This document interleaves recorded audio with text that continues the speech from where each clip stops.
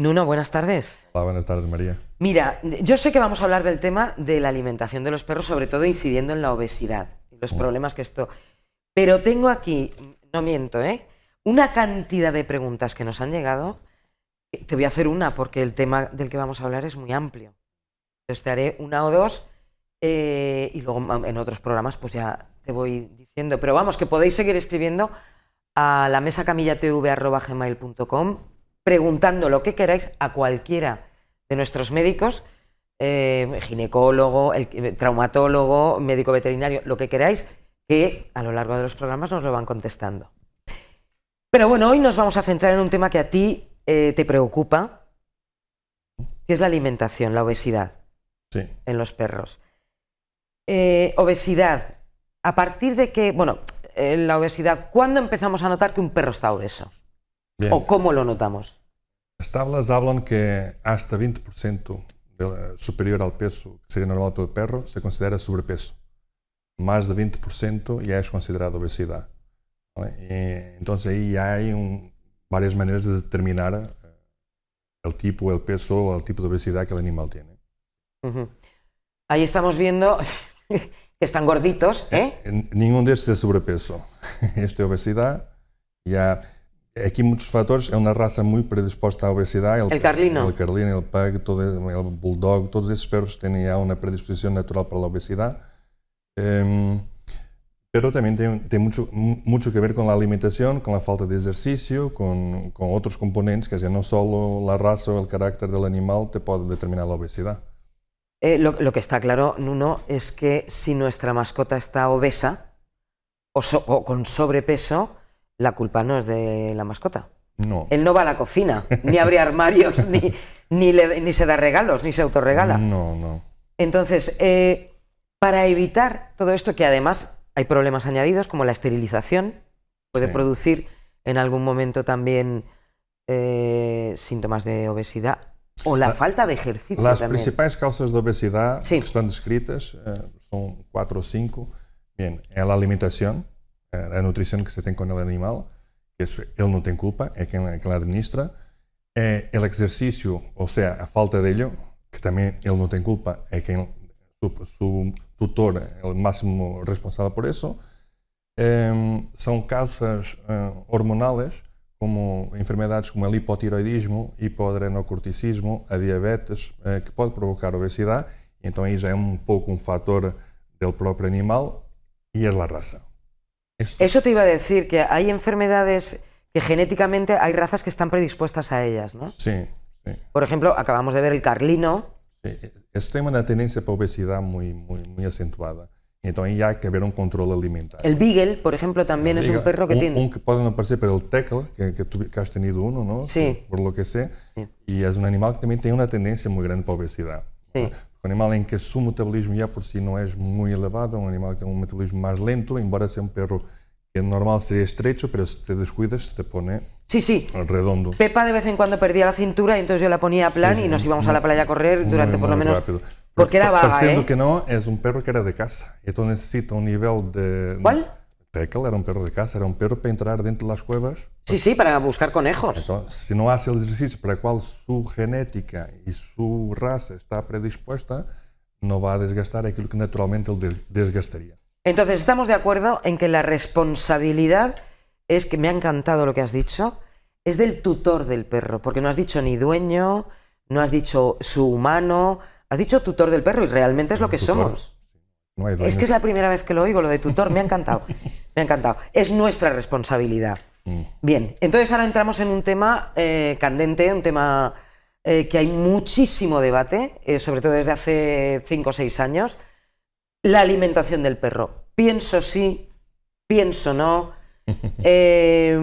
¿Cómo lo hacemos? Porque muchos veterinarios nos dicen, sí, tú dale solo pienso. Otros estáis por la dieta BARF, por ejemplo. Sí, yo soy uno de ellos. Yo también la defiendo, Pero, por desconocimiento antes no lo hacía, pero ahora sí. Esto es como todo en la vida. Quiero decir, hay dietas que son equilibradas y bien hechas, que de dieta hecha, o sea, fabricada, o sea, los piensos, tiene sus ventajas y tiene sus desventajas. Ventajas, es mucho más fácil para ti como tutor administrar al animal, é mais fácil prepará-la, é mais fácil guardá-la ali, eu penso, para 15 dias sem se estropear, sem nada. Quer dizer, tem uma ação que em verdade também está muito bem, que hace uma limpeza de dentes, ao mastigar ele pensa, hace uma limpeza natural dos dentes, pero tem outras desvantagens. Primeiro, são altamente enérgicas. Segundo, tem cereales, que não é parte de lo normal a alimentação de um carnívoro. Vegetales sí. Y una pregunta, ahora que nombras lo de los cereales, que evidentemente ningún lobo, ningún zorro, ni ningún cánido que viva salvaje en el mundo animal come ni trigo, ni come cebada, ni come maíz. Pero come herba. Sí, brócoli, no, hierba, césped. No, pero el propio animal salvaje come vegetales.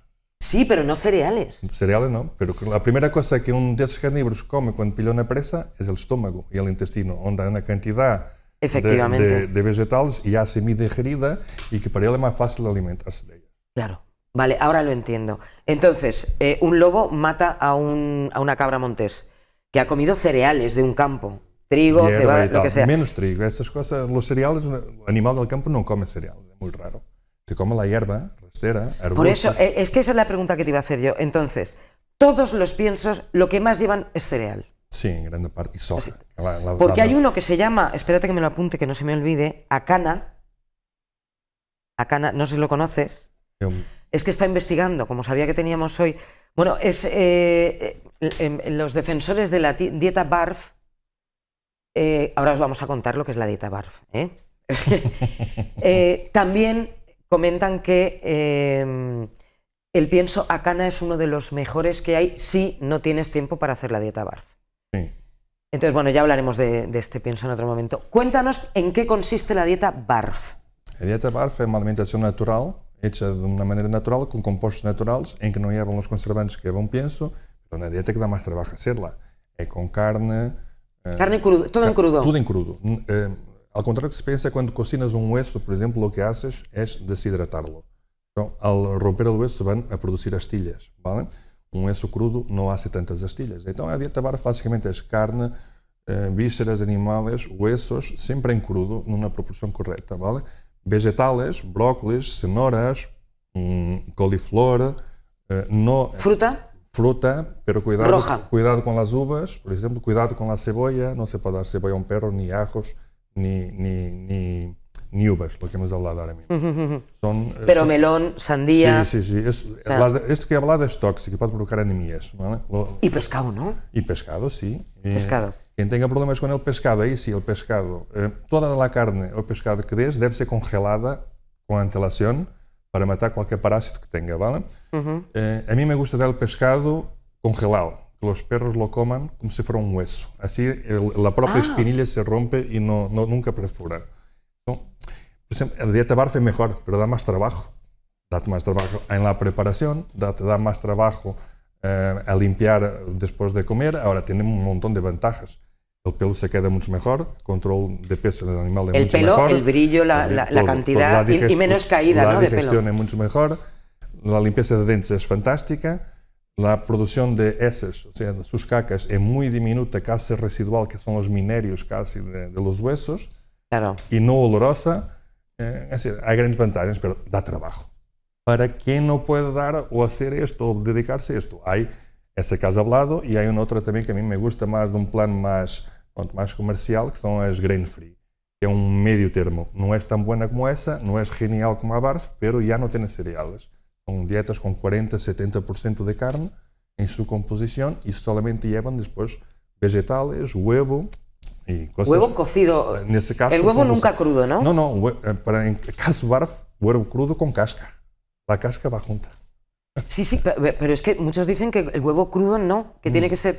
Pero claro, yo veo en la tele los zorros, los lobos que buscan todo huevecitos lo que y se se lo fala comen. en BARF no se cocina nada, ni huevo, ni lo que haces es congelar carne y pescado, lo que es vegetales, huevos o algún suministro de minero vitamínico que tengas que echar para equilibrar un poco más de dieta, todo eso va en crudo, todo. ¿Qué nos recomiendas de, por ejemplo, pescado? ¿Qué pescado que podamos congelar le darías tú a tu perro? Congelado, ¿eh? Acordaros que hay que dárselo congelado porque las espinas así se rompen, se quiebran. Sí, yo la que más utilizaba era la caballa.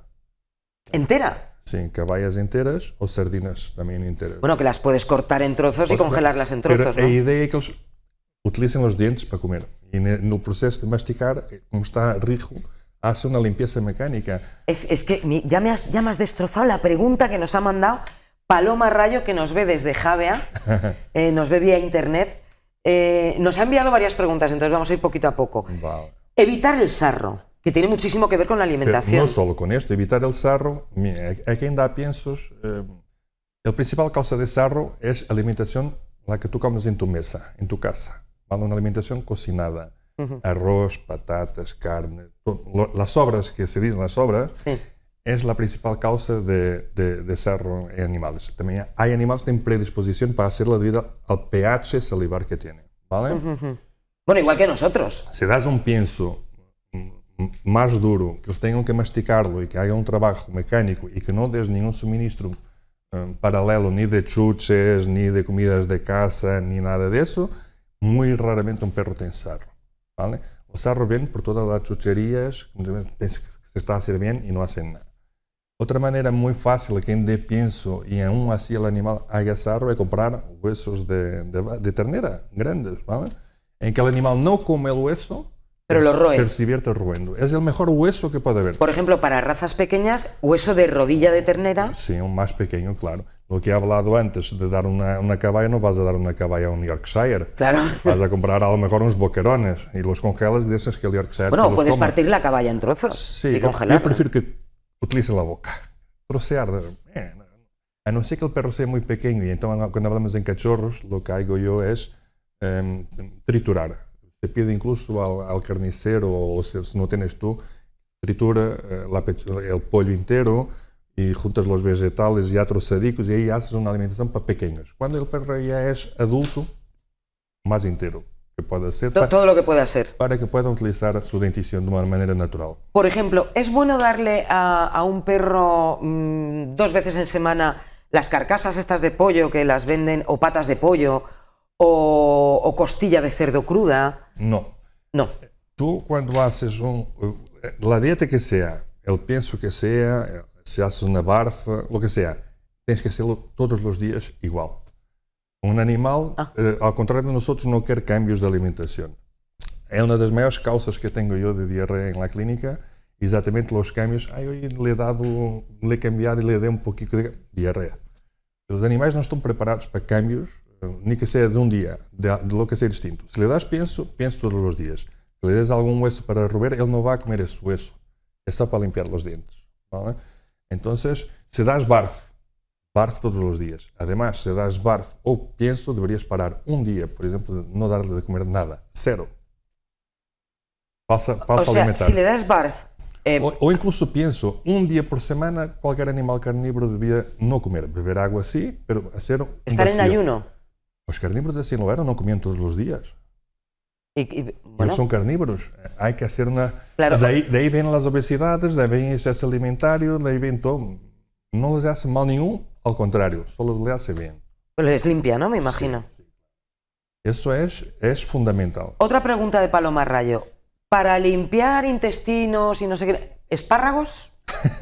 Claro, es que yo te transmito lo que me dicen. No, eso viene de tal historia y conocimiento antiguo que los animales limpian el intestino comiendo hierba, comiendo espárrago, porque hacen una desparasitación, pasa como si fuera una fregona por dentro y limpia todo. Sí, no. No hay necesidad de eso. Lo que hay más fácil es ese día sin alimentación. Entonces limpia el intestino y todo, te hace una microflora renovada y al día siguiente entra comida nueva. ¿No? Bueno, pues tenemos un montón de preguntas que se nos quedan en el tintero porque estamos ya... ¿Cómo solucionar un atragantamiento? ¿Alergias cutáneas? Del atragantamiento, quer dizer, sí. hay varias maneras. Quer dizer, como en personas hacemos la maniobra de Heimlich, en perros sí, es un poco difícil, pero más o menos lo mismo. ¿Vale? También abajo del xifoide. Para el programa siguiente vamos a dejar cómo solucionar un atragantamiento porque cogeremos un vídeo y mientras tú lo explicas veremos cómo se le hace la maniobra, que no es lo mismo que a una persona, evidentemente, ¿no? Hay una cosa que tengo claro y que puedo dejar aquí. No meter los dedos jamás. ¿Nunca? Nunca, jamás. ¿Razones? Los pierdes. Del propio nervio y del perro, claro. É que los pierdes. No momento em que metes el dedo en la boca de un perro y él está ahogándose con el tratamiento, la primera cosa que hace es morder todo lo que pilla. Te quedas sin ellos. Ya. O sea, nunca meter... Sí, puedes poner, pero antes le pones una traba en la boca para que nunca puedas cerrar la boca en cuanto tú trabajas. Sí, bueno, mejor no meter los dedos y en un próximo programa veremos la maniobra de Heimlich en perros para solucionar... Aquí, nas alergias cutâneas, que tiene que ver con la alimentación, sí, antihistamínicos, ¿por qué no utilizar? Bien, hay quien utiliza, que no, es que no resuelve. No resuelve. Lo que va a hacer es enmascarar el problema. Eu prefiro, pelo menos de mi parte, intentar identificar la causa y si no hay posibilidad de hacer un tratamiento de desensibilización, que son caros y morosos y dan mucho trabajo, intentar identificar al menos el alérgeno. La causa, ¿no? La causa. Alimentaria o no alimentaria e intentar al máximo evitar que el animal entre en contacto con eso.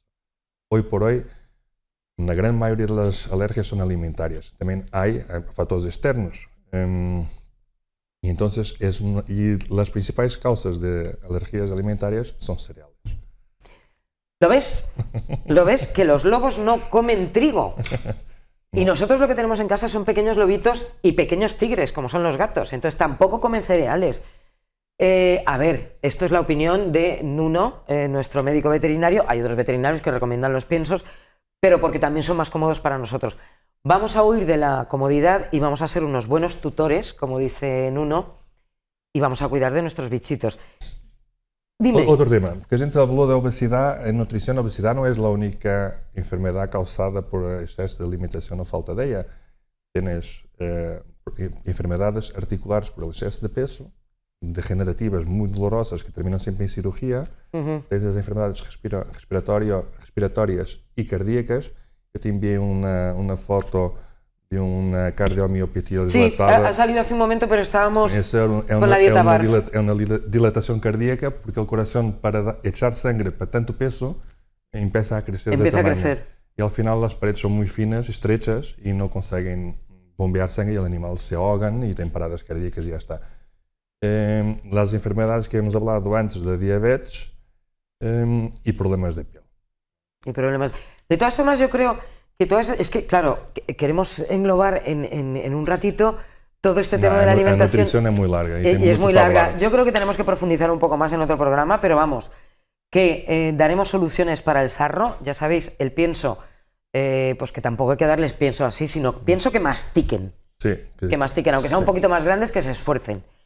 Y la dieta BARF, en la que profundizaremos profundamente en un próximo programa para deciros exactamente qué plato de comida debe ingerir un perro de 5 kilos, un perro de 10, un perro de 12 o un perro de 20 kilos. ¿De acuerdo, Nuno? De acuerdo. ¿Te parece? Sí, sin problema. Muchísimas gracias por estar con nosotros esta tarde. Luego nos vemos, porque es que tengo que ir a consulta.